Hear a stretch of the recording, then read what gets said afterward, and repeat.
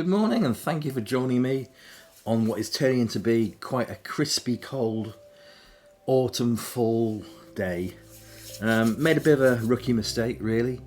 Because we've got no heating in the living room, I took the portable gas heater from here into the living room. Great, nice and toasty when needed. But that's a double-edged sword because in here it got no source of heat. Not good. So great. Gonna have to get another little heater, I think. I'm gonna kick off today with 5 creepy worlds, couple of low numbers, varying conditions. First one I'm going to show you is number 15. Great cover. It's got the man in the anthill story inside. Spine has seen much better days. I mean, look at that. But it's always better to have a comic than not have a comic, whatever grade it is. And the cover is superb. Absolutely superb. I'm not even going to open this comic up to show you what's in it, apart from the man in the anthill story, because it's going to fall to bits. I need to stick this in Mylar ASAP and hunt for a better copy, I think. At least at some point. But at least I've got the comic, that's the thing. That's the main thing to hold in mind. Better to have than not have, whatever condition. So, superb. Having to move on quickly to Creepy Worlds number 42. This is one of those love 'em or hate 'em covers, really. I won't say simplistic, it's very detailed. You either like it or you don't, or you think it's average, but it's okay. It's sort of marks out of 10 for me. It would probably be a 5, maybe a 6. It's that one there. Condition's not so bad. The comic's got its full luster. You've got a little bit of edge wear coming there. The spine is starting to roll a bit, but still not too bad, especially for quite an early number. Inside, what have we got now? Lovely detailed Atlas artwork. And, I hate to say it for its time, some simplistic Charlton artwork.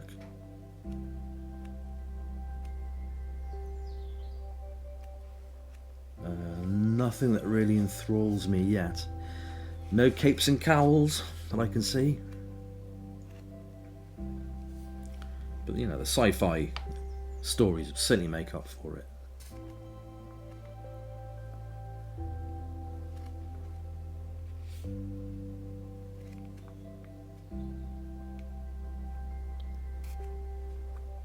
There I am, starting to read the book again.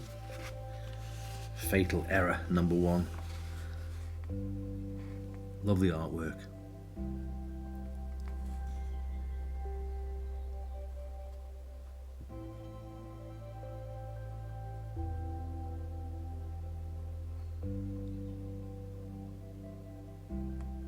Beautiful.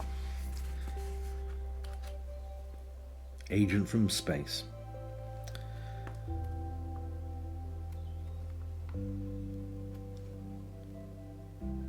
Yeah, I'm going to put that down now because I'm in danger of reading the entire lot. Okay, moving on. I have Creepy Worlds number 54. Great looking cover. So much fine detail. Quality wise, it's probably a grade above the previous one. Not too bad. And it's still relatively an early number. It's still pre-decimal with it being a shilling. And number 54, so it's still down there. It's still quite low. What have we got inside?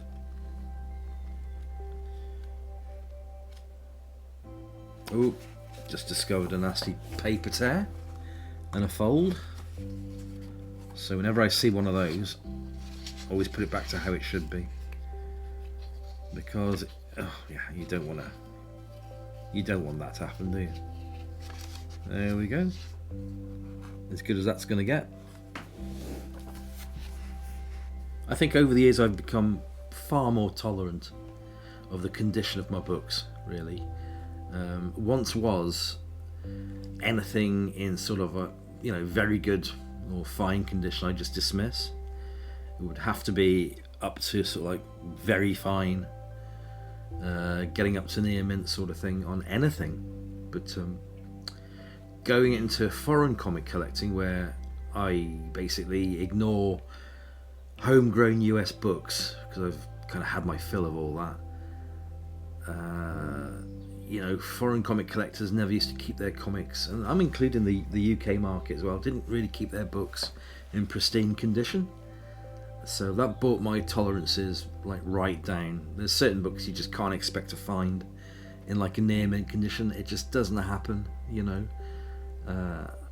very occasionally it happens. You can get like a private stock collector buys them in the early days, in the early 60s, whatever, stores them away, doesn't even read them, and they keep their condition.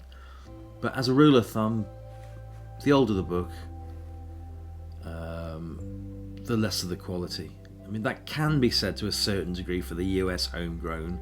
I know it sounds like I'm contradicting myself a little bit there, but it seems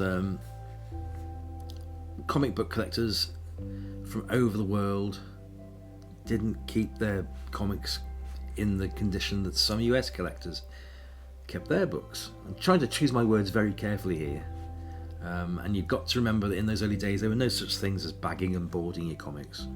They were read, well loved, chucked to one side.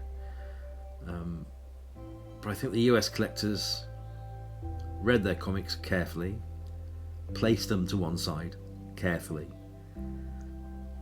and long story roundabout short, that has made my tolerance of some rough looking books be a little bit more acceptable to me. You're not going to find everything in like a 9.6, 9.4, 9.6, 9.8. It just doesn't happen. You've got to be extremely lucky to find comics that aren't homegrown US in that condition. Try finding a comic from Thailand, or Brazil, or Mexico that is in pristine condition. It's very rarely they're out there, but rule of thumb, no. You have to lower your expectations. Well, that was a little ramble, wasn't it? Explaining conditioning. What have we got here? Let's see. More Charlton, a little bit more Atlas. Some great artwork, some not so great artwork. But still a lovely book to have, especially in that relatively low number. So that was Creepy Worlds number 54. A couple of months down the line we reached Creepy Worlds number 57. Yeah, condition of this definitely seen better days, especially at the bottom there. Let's see if I can. There you go. There you go. Unfold that as much as I can. Spine is not great. Condition is starting to wear, starting to fall apart. But, I said it before, I'll say it again, better to have the book than not have the book. Great cover.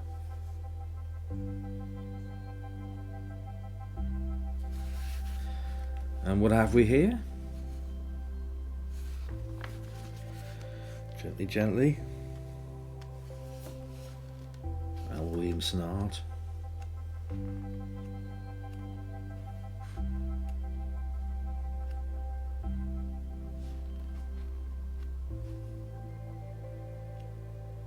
Some nice old Atlas stories.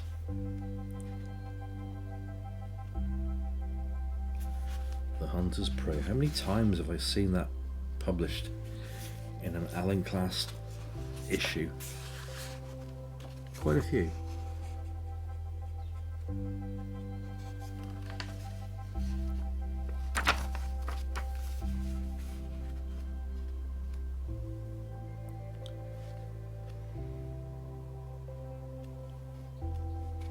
Okay. There we are. Mystery Tales.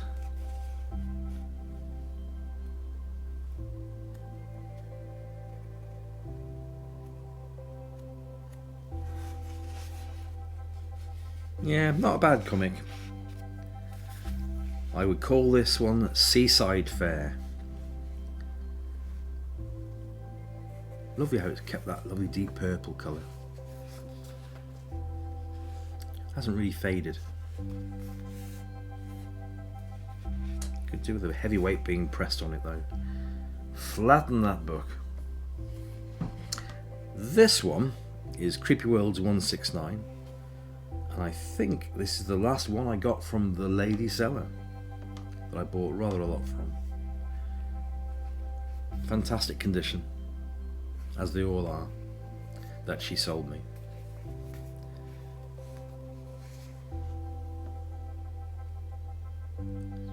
This is a classic case of being purchased from new, probably read just once, carefully filed away.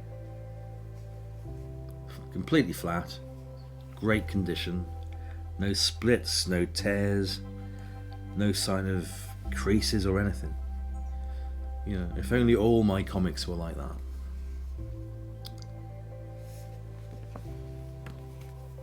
You know, you almost hold these things with reverence.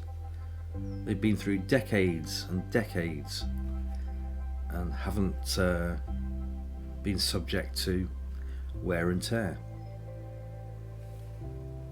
So with this one being post-decimal, it's at least 4 decades old. Gently look at the inside, see what we can find.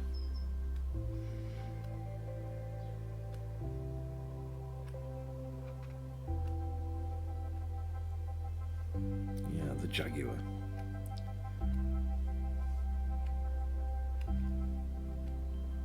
Nice.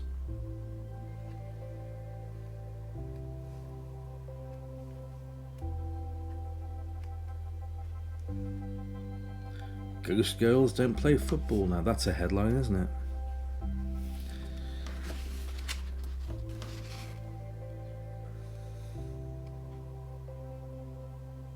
I read that right. Yeah. Ghost girls don't play football.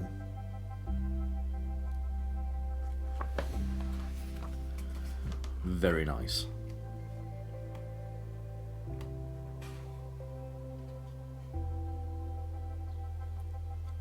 Well, that was a brief 14-minute showing of 5 Alan Class comics. I am going to go out of this building where it rapidly is starting to feel like the inside of a refrigerator. Get myself a nice cup of coffee brewing. Might just put the heating on. I will not be doing anything outside today. Too cold for Mr. Ken here. So on that rather cold, freezing note, I hope you've enjoyed what I've shown you today. Plenty more to come, and some with plenty more backstory, and some with plenty more eye-catching covers and stories. Thanks for joining me. It really means a lot. Who else have I got to share my stories and comic book collection with other than you lovely lot? See you next week. Have a great week going forward. Don't stress yourself too much about things you can't change. See you next week. Bye for now.